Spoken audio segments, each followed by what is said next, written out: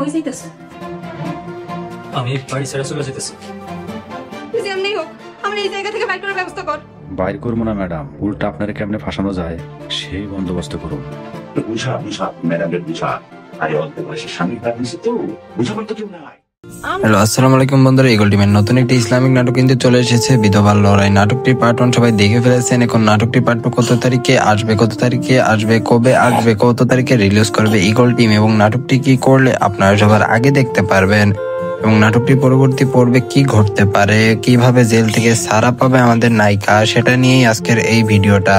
এই ভিডিওতে আজকে বিস্তারিত জানতে পারবেন, তাই ভিডিওটা স্কিপ না করে সম্পূর্ণ দেখতে থাকুক। বন্ধুরা, এই নাটকটি কিন্তু ইগল টিমের চেয়ারম্যানের মেয়ে হুজুরের ছেলে নাটকটি শেষ হওয়ার পরে নতুন ভাবে ইসলামিক নাটক আকারে শুরু করা হয়েছে। নাটকটির প্রথম এপিসোড আপনারা অনেকেই দেখে ফেলেছেন এবং অনেক বেশি ভালোবাসা দিয়েছেন, তাই বেশি দেরি করবে না ইগল টিম এই নাটকটি আপনাদের মাঝে আনতে। বন্ধুরা, এই নাটকটি আপনারা দেখতে পারবেন 14ই নভেম্বর, অর্থাৎ 14 তারিখে। মোটামুটি আপনাদের 2 থেকে 3 দিন অপেক্ষা করতে হবে এই বিধবার লড়াই নাটকটির পর্ব 2 দেখার জন্য।